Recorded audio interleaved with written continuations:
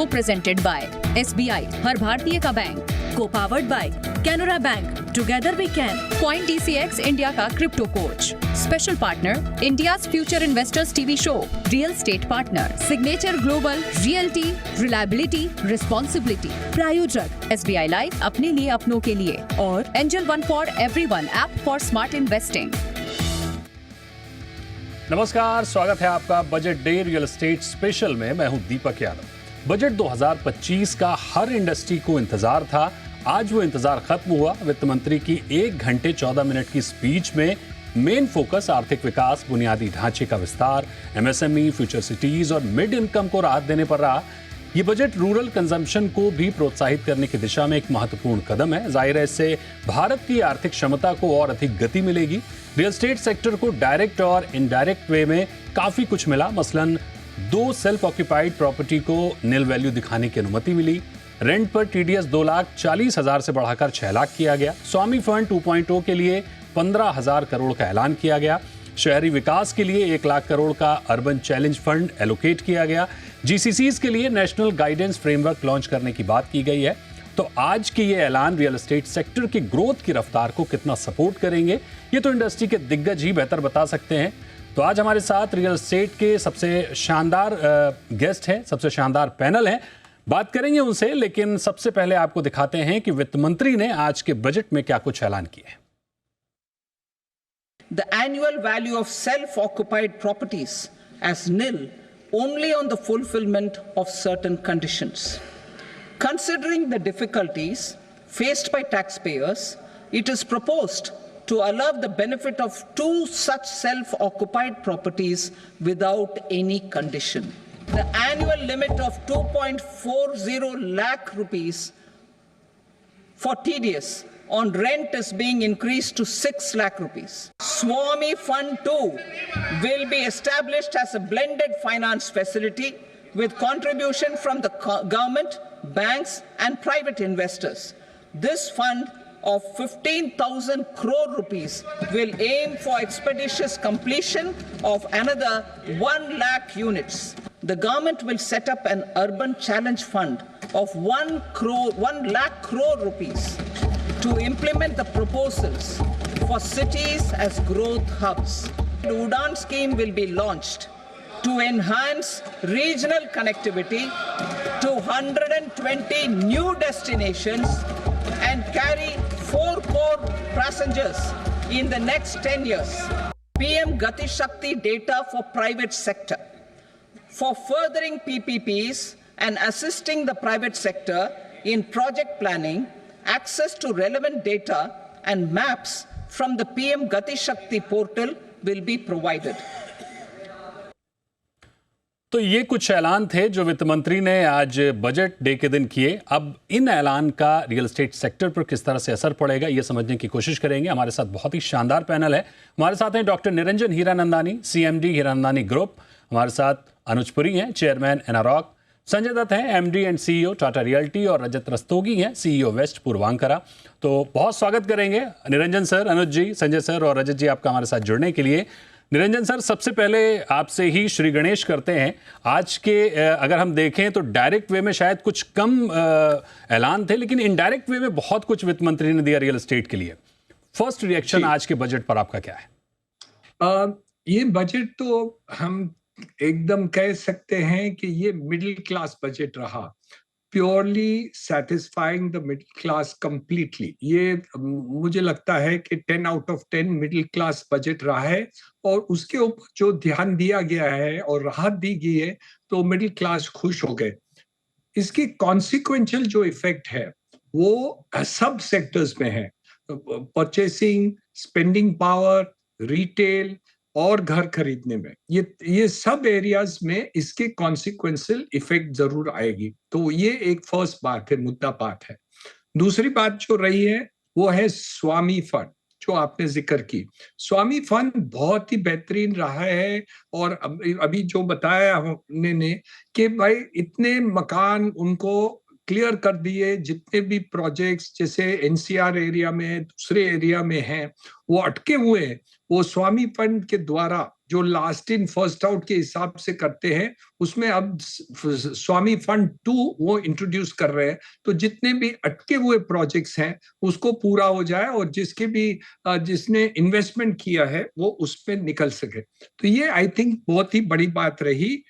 छोटी बातें जो रही है वो है टीडीएस जो रेंट के ऊपर है 6 लाख है, वो टीडीएस उस समय नहीं भरना पड़ता है, पर वो टैक्स तो लगता ही है, तो उसमें कोई नहीं है। और दो मकाने हैं जो पहले लोग एक गांव में रखते थे, एक अपने मेन शहर में रहते थे, या 2 मकान एक ही शहर में खरीदते थे, तो उसके ऊपर नोशनल टैक्स लग जाता था। तो इसलिए उन्होंने जो परिवर्तन कर दिया, अभी दोनों फ्लैट में अनकंडीशनल उन्होंने बताया कि वो कर लेंगे। तो मेरे अंदाज से ये सब जैसे हैं, तो डायरेक्टली और इनडायरेक्टली रियल एस्टेट को पॉजिटिव इफेक्ट आएगा, उसमें कोई दो मत नहीं है। ऑफ कोर्स मैं समझता था कि जो ओवरऑल इन्वेस्टमेंट सरकार ने की वो थोड़ा कम रहा है, क्योंकि आज के तारीख में 2024 में जो इलेक्शन ईयर रहा, उसके कारण काफी इन्वेस्टमेंट जो था, ओवरऑल इन्वेस्टमेंट टारगेट मुझे नहीं लगता था जो पूरा करना चाहते थे वो नहीं हुआ है। और आगे हम समझते थे कि इसको कुछ बढ़ा के वो लोग करेंगे, लेकिन वो नहीं हुआ। पर बैलेंस बजट कर दिया और फिस्कल डेफिसिट को कंट्रोल कर दिया, मींस वो इन्फ्लेशन कंट्रोल करना चाहते हैं। बिल्कुल, काफी बैलेंस बजट था। और सही बात है कि डायरेक्ट वे में भले कम चीजें थी, लेकिन इनडायरेक्ट वे में बहुत कुछ मिला। संजय जी, आपसे समझना चाहेंगे, स्वामी 2.0 के लिए 15,000 करोड़ का एलोकेशन किया गया है। जाहिर तौर पर स्वामी की सक्सेस को देखते हुए एक बहुत बड़ा ऐलान कहा जा सकता है। अभी भी स्ट्रेस प्रोजेक्ट जो हैं, जो लास्ट माइल फंडिंग की वजह से फंसे हुए हैं, वो एक बहुत बड़ा चैलेंज है। तो ये स्वामी 2.0 कितना असर डालेगा? क्योंकि आप स्वामी को काफ़ी बेहतर तरीके से आपने समझा है, कैसे देखते हैं आप स्वामी 2.0 को? और इसकी जो रफ्तार है, मुझे लगता है शायद थोड़ी स्लो है। जब स्वामी फंड 1 लॉन्च हुआ था, उस टाइम पे इस देश में 3,50,000 करोड़ के प्रोजेक्ट फंसे हुए थे। और ये स्वामी फंड जो है अफोर्डेबल होम्स के लिए, लास्ट माइल फंडिंग के लिए किया गया था। तो ऑब्वियसली इश्यूज नोएडा में, बाकी सब जगहों में जहाँ पे डिले और स्टक हो गए थे बिकॉज मार्केट बहुत ख़राब थी। लेकिन मैं समझता हूँ कि जो उसका सक्सेस रहा है और जिस तरीके से उन्होंने इम्प्लीमेंट किया है, और वो जो कैपिटल डिप्लॉय हो चुकी है, ये 15,000 भी एक अच्छा निर्णय है।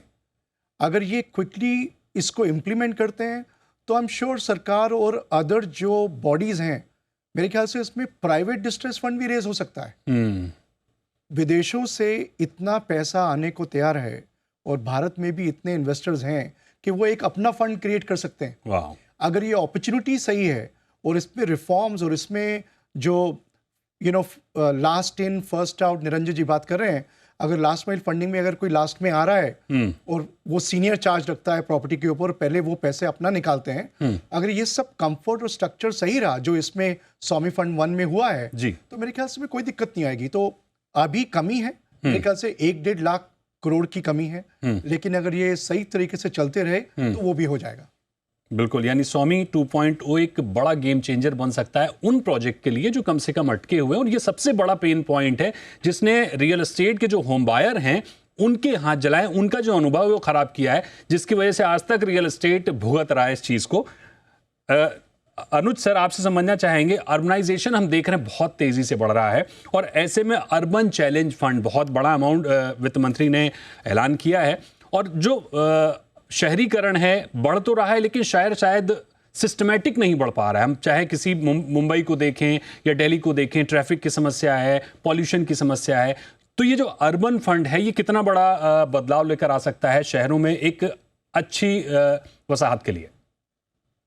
दीपक जी, सबसे पहले तो बहुत बहुत धन्यवाद, आपने हम सबको बुलाया। दूसरा मैं बोलूंगा, जो मेरे को ये पूरे बजट में दिखा है, मुझे ऐसा लगा कि ये पिलर्स बनाए जा रहे हैं एक्सेलरेट करने के लिए विकसित भारत को, और उसके अंदर रियल एस्टेट जो है एक काफी बड़ा पर्सपेक्टिव लेके आता है, वो डायरेक्ट एंड इनडायरेक्ट। अगर हमें इसको कैटलिस्ट ऑफ ग्रोथ बनाना है तो मुझे इस बार ही लगा कि बहुत सारी चीजें करी हैं बजट के अंदर, जिससे रियल एस्टेट जो है और स्ट्रांग होएगा, ग्रोथ ओरिएंटेड होएगा, इकोनॉमिक डेवलपमेंट की तरफ, एनहांस्ड कंजम्पशन की तरफ, और बड़ी क्लियर फोकस से था। एक पार्ट जो आपने बोला वो मेरे को लगता है सबसे बड़ा पार्ट था, वो इनकम टैक्स रिलीफ से भी बड़ा पार्ट था। ऑल्दो सारे शोज के अंदर income tax relief for the middle class ही चल रहा है कि 7 लाख रुपए से जो थ्रेशोल्ड था बढ़ के 12 लाख रुपया हो गया। Correct. मेरे हिसाब से उससे बड़ा जो है ये 1 लाख करोड़ जो आपने सही बोला, urban challenge fund for new 8 cities. मेरे को ऐसे लगता है कि इसमें मैसिव अर्बन डेवलपमेंट होगी इस फंड से। अर्बन डेवलपमेंट होती है, वो क्या करता है, इंफ्रास्ट्रक्चर लेके आता है, एनहांस करता है इंफ्रास्ट्रक्चर को। इंफ्रास्ट्रक्चर एनहांस होता है तो रियल एस्टेट का जो पोटेंशियल होता है उस सिटी का वो अनलॉक हो जाता है, एंड पूरी सिटी जो है वो फिर ट्रांसफॉर्म हो जाती है into a major growth hub. So मुझे ऐसे लगता है कि ये जो 1 lakh crore urban challenge fund है, ये आप देखेंगे इसके अंदर न्यू 8 सिटीज बनेंगी, एंड जो आज की डेट के ऊपर बहुत ज्यादा प्रेशर पड़ रहा है इंफ्रास्ट्रक्चर के अंदर, बिकॉज सारे के सारे उसी जगह सिटी में रहना चाहते हैं, बिकॉज इंफ्रास्ट्रक्चर उनको लगता है सिर्फ इसी जगह है। Correct. वो जो है एक्सपैंड हो जाएगा, और जैसे ही एक्सपैंड होता है रियल एस्टेट पोटेंशियल बढ़ेगा एंड सिटी पूरी की पूरी ट्रांसफॉर्म होगी। तो ये बहुत बड़ा एक ऐलान किया है। और मैं एक और कॉम्प्लीमेंट दूंगा दीपक जी आपको और आपके प्रोड्यूसर को, जो आपने शुरू में क्लिप दिखाया, मुझे तो ऐसे लगा आपने पूरा हमारा पैनल का समरी वो क्लिप में दे दी। पूरा अर्बन चैलेंज से लेके, स्वामी फंड से लेके, उड़ान स्कीम से लेके, पीएम गति जो शक्ति है उसमें थोड़ा और आप ऐड कर देते, टूरिज्म और वेयर हाउसिंग का भी उन्होंने दिया, ग्लोबल कैपेबिलिटी सेंटर्स का, टैक्स बेनिफिट का आपने किया जो प्रॉपर्टीज के लिए है, दो घरों के लिए। तो बहुत ही बढ़िया आपने समराइज किया उसको। बिल्कुल सर, आप लोगों से ही सीख कर इन चीज़ों को आगे बढ़ाते हैं। Thank you so much, thanks for your appreciation. Rajat sir, आपसे समझना चाहेंगे कि ये जो हमने देखा कि सेल्फ ऑक्यूपाइड घर, जो पहले एक घर को हम नोशनल रेंट देते थे, अब 2 घरों को हम नोशनल रेंट से एक तरह से फ्री कर दिया है। तो जाहिर तौर पर सेकंड होम की बात कर लें, जैसा कि निरंजन सर ने भी कहा कि एक घर गांव में रखते हैं, एक शहर में रहते हैं, तो इसको बढ़ावा मिलेगा, दूसरे घर की ओर भी लोग प्रेरित होंगे, क्योंकि जाहिर तौर पर ये जो टैक्स का पैसा बचेगा 12 लाख की जब स्केल बनेगी, लोगों के पैसे हाथ में आएंगे, तो क्या वो पैसा सेकंड होम की तरफ जाता हुआ दिखेगा? सो दीपक जी, पहले आपके सारे दर्शकों को बहुत बहुत नमस्कार। निरंजन जी ने एकदम सही बोला और आपकी बात भी एकदम सही है कि आज जो ब्याज दरों में कमी हुई है उससे सबसे पहले इम्पैक्ट अपना डिमांड पे आएगा, खासकर उन लोगों पे जो छोटे शहरों में घर रखते हैं और बड़े शहरों में सोचते हैं घर रहें, टैक्स का इम्पैक्ट आता है। तो इस वजह से आज उनको एक रिलीफ मिलेगी, where in second home will become, so that is a very good, अच्छा एक स्टेप है towards demand creation in at least in tier 2 cities. दूसरा, ऑफ कोर्स आज हमारा जो, मैं अगर पूरा बजट होलिस्टिक देखता हूँ तो ना कि सिर्फ सप्लाई साइड पर डिमांड साइड पर भी जो अब ब्याज दरों का हुआ है उससे बहुत बेनिफिट मिलने वाला है। एंड मेरे लिए सबसे ज़्यादा इंपॉर्टेंट, आज जैसे अनुज जी ने बोला, आज जो अर्बन चैलेंज फंड है इसका जो महत्व है वो है कि जो आज 100 स्मार्ट सिटीज़ जो देश में बनेगी, जिसके बारे में हम लोग बहुत दिनों से सोच रहे हैं, डिस्कशन चल रहा है, उस पर जो इन्वेस्टमेंट होगा, उससे जो रियल एस्टेट का इन्वॉल्वमेंट होगा, वो हम लोग के लिए बहुत एक पॉजिटिव मूव है। करेक्ट। निरंजन सर, आपके पास आएंगे, आपसे समझना चाहेंगे कि अफोर्डेबल हाउसिंग का जिक्र इस पूरे बजट ऐलान में देखने को नहीं मिला, और हम एक तरह से देख रहे हैं कि डेवलपर्स का भी फोकस अफोर्डेबल हाउसिंग से कम होता जा रहा है। सरकार ने भी इस बार ऐलान में कहीं भी उसको रखा नहीं, तो क्या सस्ते घर अब प्राथमिकता में नहीं रह गए? दीपक जी, ये जरा पेन पॉइंट है मेरे मन में। तो कहना ये है कि आज के तारीख में मुंबई जैसे शहर में आप अफोर्डेबल हाउसिंग बना ही नहीं सकते। 2 कारण हैं, एक तो लैंड प्राइसेस रेडी रेट बढ़ा दिए, ऊपर से टैक्सेस इतने हैं कि वो आपका अफोर्डेबल को अनअफोर्डेबल बना देते हैं। कोई भी घर हमारे कोई भी कंपनी से, टाटा हाउसिंग से ले, पुरनकरा से ले, किसी से भी आप लेंगे तो आज की तारीख में 50% जो कॉस्ट अपना प्राइस है उसका टैक्सेस के अंदर आ जाते हैं। तो या स्टैम्प ड्यूटी है, या जीएसटी है, या अपने लैंड अंडर कंस्ट्रक्शन है, या एडिशनल एफएसआई की कॉस्ट है, ये सब आप मिलाएंगे तो लगभग 50% जो कॉस्ट है वो वो एक्चुअली टैक्सेस सरकार की डायरेक्ट और इनडायरेक्ट में है।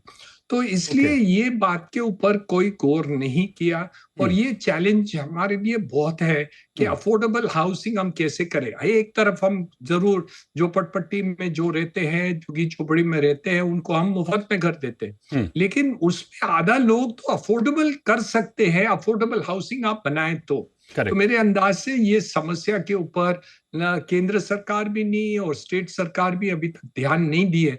पर लेकिन क्या हुआ है कि ये बैलेंसिंग करने में एक्चुअली जो राहत दी है ना, वो बहुत अच्छी बात है। तो इसलिए जो अभी जो अर्बन चैलेंज फंड किए वो एक कैटलिस्ट है। तो पूरे पैसे सिर्फ सरकार, केंद्र सरकार नहीं देगी, उसमें आप बॉन्ड्स भी ले सकते हैं, दूसरे अपने लोकल गवर्नमेंट या कॉरपोरेशन भी रेज कर सकते हैं पैसे।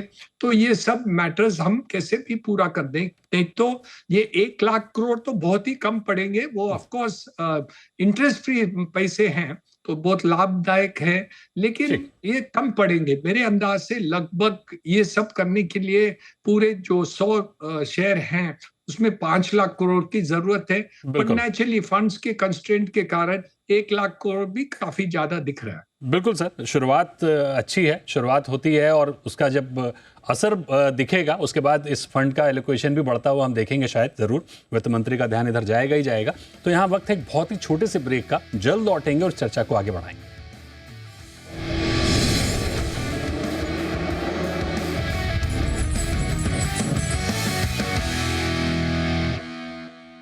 तो बजट डे पर रियल एस्टेट स्पेशल शो जारी है। हमारे साथ एक शानदार पैनल है और रियल एस्टेट पर हम चर्चा कर रहे थे कि वित्त मंत्री ने आज जो ऐलान किए हैं उनसे रियल एस्टेट के लिए क्या निकल कर आया है, डेवलपर्स के लिए क्या निकल कर आया है, होम बायर्स के लिए क्या निकल कर आया है, इसी पर चर्चा जारी। हमारे साथ तमाम मेहमान जुड़े हुए हैं। एक बार संजय जी आपके पास आते हैं और आपसे समझना चाहेंगे कि आज हमने बजट में देखा कि जीसीसीज के लिए नेशनल गाइडेंस फ्रेमवर्क लॉन्च करने की बात की गई है। उसी के पैरेलल में अगर हम देखें तो उड़ान स्कीम के तहत 120 नए डेस्टिनेशन जुड़ेंगे और जीसीसीज का फायदा भी अब टियर 2 सिटीज को देने की बात हो रही। तो जाहिर तौर पर अब ग्रेड ए ऑफिस, एक अच्छा कमर्शियल एक्टिविटी हमको छोटे शहरों में दिखेगी। जब कनेक्टिविटी बढ़ेगी, जाहिर तौर पर एयरपोर्ट आने के बाद शहर की रूपरेखा बदल ही जाती है। तो क्या अब सरकार का फोकस टियर 2 सिटीज की ओर शिफ्ट हो रहा है? सरकार का और कॉर्पोरेट्स का सभी का इंटरेस्ट है कि टियर 2, टियर 3 विकसित हों और उसका रीज़न यह है कि कंसंट्रेशन अर्बन सेंटर्स में बहुत एक्सट्रीम हो गई है। 10 to 20 मिलियन पॉपुलेशन मैनेजेबल नहीं होती है और इंफ्रास्ट्रक्चर आप जितना मर्जी बनाएं वो संभाल नहीं पाते। तो इस साल largest office consumption 79 million square feet gross absorption Jan 24 to December 24 हुई, highest in the country. Global GCC demand, 50% comes to India. So it's a big opportunity which already exists. Now, every commercial real estate creates an opportunity for residential. अगर आप job create कर रहे हैं तो वही इंसान फिर रेजिडेंशियल भी इन्वेस्ट करता है। करेक्ट। तो उसका 10 मल्टीप्लायर होता है। 100 स्क्वायर फीट अगर आप ऑफिस लेते हैं तो 1000 स्क्वायर फीट का फ्लैट लेते हैं। तो ये बहुत बड़ी अपॉर्चुनिटी है। दूसरा, जितनी भी आईटी कंपनीज हैं, जितनी भी ग्लोबल कॉर्पोरेट्स हैं, उनके पास ऑलरेडी डेटा पॉइंट्स है कि 40 से 60% जो माइग्रेंट्स वर्कफोर्स है वो इन्हीं देश सिटी से आ रही हैं, टियर 2, टियर 3। तो इनके पास ऑलरेडी डेटा पॉइंट्स है। प्रॉब्लम ये है कि वहाँ का जो इंफ्रास्ट्रक्चर है, कनेक्टिविटी जो है, और मोर इम्पोर्टेंटली जो वेंडर बेस है, और वहाँ की जो लोकल म्यूनिसिपैलिटी और सरकार है, क्या वो उसका उतना प्रोत्साहन देती है कि नहीं देती, इस वजह से नहीं जा रहे। इसका इफेक्ट क्या हुआ कि गुड़गांव के बाहर आ गया मानेसर, बेंगलोर में आ गया व्हाइटफील्ड, पुणे में आ गया हिंजेवाड़ी, चेन्नई में आ गया OMR। सो एक ही सिटी के आउटर पेरिफेरियल में एक और सिटी बन रही है बजाय टियर 2, टियर 3 में जाने के चक्कर में। एग्जैक्टली ये अब बड़ी अहम बात आपने कही। जैसा कि हमने अक्सर देखा है, जो भी बड़े शहर हैं, बड़ा इंपॉर्टेंट आपने जिक्र किया कि सिटी के बाहर एक और सिटी बन गई, बजाय हम छोटे शहरों में उस चीज़ को बढ़ते हुए देखते। अनुज सर, इसी पर मैं चाहूँगा कि एक कदम और आगे बढ़ते हुए हम बात करें। जीसीसीज का फोकस जाहिर तौर पर फिर इंडिया में छोटे शहरों में बढ़ेगा ही बढ़ेगा। जब टियर 2 सिटीज़ पर फोकस आएगा तो जो इन्वेस्टर्स हैं, जो PE फंड हैं, उनका रिएक्शन क्या होगा? संजय ने ठीक बोला बिल्कुल कि जीसीसीज एक बहुत इंपॉर्टेंट इस टाइम पे फ्रेमवर्क बन गए हैं हमारे। एंड मुझे बहुत अच्छा लगा जैसे फाइनेंस मिनिस्टर ने बोला कि ये एक नेशनल गाइडेंस हम फ्रेमवर्क बनाएंगे जो स्टेट्स को हेल्प करेगा अट्रैक्ट करने में, प्रमोट करने में जीसीसीज। बिकॉज ये जीसीसीज सिर्फ 4-5 मेट्रो सिटीज में नहीं रह सकते, they have to go beyond. आपने बिल्कुल सही बोला, साथ में दीपक जी के ये उड़ान की स्कीम जो है 120 न्यू डेस्टिनेशंस को कनेक्ट करेगी, 4 करोड़ पैसेंजर्स इस पे ट्रैवल करेंगे नेक्स्ट डिकेड से, ग्रीनफील्ड एयरपोर्ट बनाए जाएंगे बिहार में, अदर रीजन में, तो इनसे बहुत इनहैंस्ड कनेक्टिविटी हो जाएगी टियर 2 टियर 3। उसके ऊपर जो गवर्नमेंट ने अनाउंस किया है कि हम एक नेशनल गाइडेंस फ्रेमवर्क लेके आएंगे जीसीसी के लिए, जिससे इंडिया की पोजीशन ग्लोबल बिजनेस हब में स्ट्रेंथन होगी। इससे क्या होगा दीपक जी, जो इंडिया का इकोनॉमिक इन्फ्लुएंस बढ़ जाएगा। इससे हम ऑफिस स्पेस की डिमांड जो है मेजर सिटीज के अंदर प्लस टियर 2 सिटीज के अंदर काफी उभरती देखेंगे। एंड इससे जो प्राइवेट इक्विटी है वो टियर 2 टियर 3 में पॉजिटिवली देखने लग जाएगा। आज की डेट पे जाता नहीं था वो, क्योंकि वो बोलता था वहां पे कोई ऑफिस ही नहीं है। और जो प्राइवेट इक्विटी है दीपक जी, वो रेजिडेंशियल में बिल्कुल इंटरेस्टेड नहीं है, उसको इंटरेस्ट है income generating real estate assets like offices के अंदर, रेजिडेंशियल में नहीं है। तो अगर ऑफिसेज टियर 2 टियर 3 में थे ही नहीं तो प्राइवेट इक्विटी जाता ही नहीं था। अब because of global capability centres की जो नेशनल गाइडेंस फ्रेमवर्क प्लस जो उड़ान स्कीम आ रही है, इन दोनों को अगर आप कंबाइन कर देंगे तो ऑफिसेज जाएंगे टियर 2 टियर 3 में। और आपका सवाल बिल्कुल जायज है कि उसके हिसाब से फिर प्राइवेट इक्विटी उन शहरों को बहुत पॉजिटिवली देखेगी। बिल्कुल। रजत जी, एक शॉर्ट में आपसे सवाल लेना चाहेंगे कि हमने देखा कि रेंट पर टीडीएस 2.4 लाख जो था उसको बढ़ाकर 6 लाख कर दिया गया है। इससे क्या रेंटल हाउसिंग में सप्लाई बढ़ती हुई दिख रही है आपको? जी दीपक जी, रेंटल हाउसिंग में सप्लाई मैं नहीं कहता कि बहुत बढ़ेगी, बट हाँ थोड़ा शायद फर्क है। जब तक रिटर्न्स हमारे 4.5-5% रहेंगे, it is not a big segment जहाँ पे बहुत ज़्यादा इन्वेस्टमेंट आएगा। बट यस, क्योंकि ये थ्रेशोल्ड बढ़ा दिया गया है तो मैं सोचता हूँ कि थोड़ा मामूली से इसमें थोड़ा आएगा, but it's a nice step forward. मैं ये बोलना चाहूंगा, इट्स नाइस स्टेप फॉरवर्ड। बिल्कुल, यानी जो लोग नहीं इंटरेस्ट लेते थे अपना घर रेंट थोड़ा ज़्यादा लेना चाहेंगे उसमें कर। तो जाहिर तौर पर ये जो पूरा ओवरऑल बजट है, जो हमारे पैनलिस्ट की राय है, ये बजट डायरेक्ट वे में शायद कुछ कम दिख रहा है रियल एस्टेट के, लेकिन इनडायरेक्ट वे में जैसा कि अनुज जी ने कहा कि ये पिलर बनाने की कोशिश की है वित्त मंत्री ने कि रियल एस्टेट एक मजबूत पिलर पर चले। क्योंकि अभी तक जो रियल एस्टेट काफ़ी हद तक उम्मीदें थी कि ये हो जाए वो हो जाए, लेकिन वो ज़्यादातर उम्मीदें डायरेक्ट वे में थी, बहुत सारी मांग थी, लेकिन उनमें से तो पूरा नहीं हुआ। लेकिन एक फ्रेमवर्क बनाने की कोशिश जरूर की गई है कि आगे की जो रियल एस्टेट की जो रूपरेखा होगी वो लगभग पूरी तरह से अलग होती हुई दिखेगी।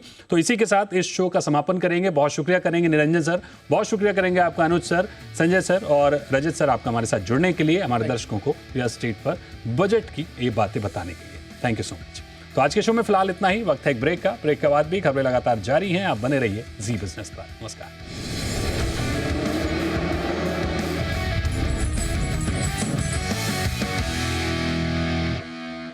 को प्रेजेंटेड बाय SBI, हर भारतीय का बैंक। को powered by Canara bank, together we can. Coin DCX India का crypto coach. Special partner India's future investors TV show. Real estate partner Signature Global realty reliability responsibility. प्रायोजक SBI लाइफ, अपने लिए अपनों के लिए। और Angel One for everyone, app for smart investing.